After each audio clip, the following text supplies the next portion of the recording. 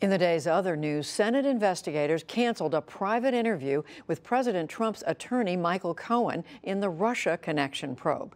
Leaders of the Intelligence Committee complained that Cohen violated an agreement by releasing a public statement beforehand. Later, they invited him to testify in public. The lawyer left the Capitol after 90 minutes and offered no details about what had happened. It was a request by the Senate Intel to postpone, and I'll be back, and I look forward to giving all the information that they're looking for. Cohen's statement said that a proposal to build a Trump Tower in Moscow as the presidential campaign was starting last year was, quote, solely a real estate deal and nothing more. Meanwhile, the New York Times reported that former Trump campaign manager Paul Manafort has been told to expect an indictment. Special counsel Robert Mueller is investigating Manafort's contacts in Ukraine and Russia. Senate Republicans appear to gain momentum today in a last-ditch effort to overhaul Obamacare. South Carolina's Lindsey Graham and Louisiana's Bill Cassidy are pushing a bill to give so-called block grants to states to cover some health care costs while reshaping and cutting Medicaid. They claim today that they are close to getting the votes over staunch Democratic opposition.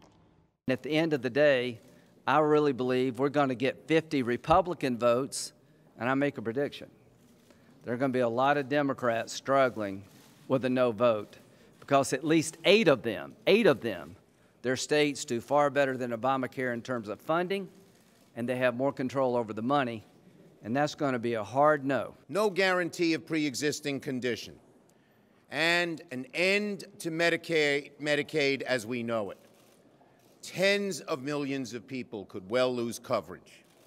People who desperately need essential services would lose it. Our Republican colleagues don't seem to care about how this affects the average American. Vice President Mike Pence met with Senate Republicans today and said that the Trump administration is all in on the plan. Turkey has stepped up a show of force along its border with northern Iraq. It's aimed at discouraging Iraqi Kurds from holding an independence referendum on Monday. Dozens of Turkish tanks and rocket launchers took up position today. The Turks also staged airstrikes on Kurdish militants.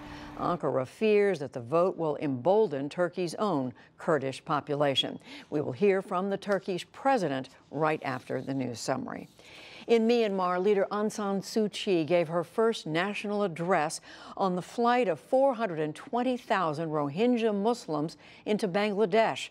The Rohingyas say they are fleeing attacks by Myanmar's military. Suu Kyi, a Nobel Peace Laureate, condemned any human rights violations. She did not address UN claims that her Buddhist nation is engaged in ethnic cleansing.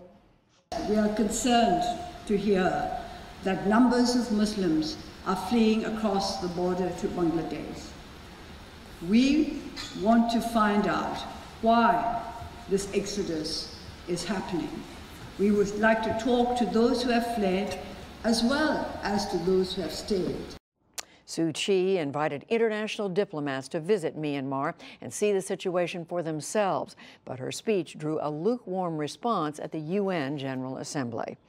In economic news, the once giant chain Toys R Us filed for federal bankruptcy protection today. The company said it is more than $5 billion in debt. It is the latest big box retailer to be pushed aside by growing online sales. And on Wall Street, the Dow Jones Industrial Average gained 39 points to close at 22,370. The Nasdaq rose 6 and the S&P 500 added 2.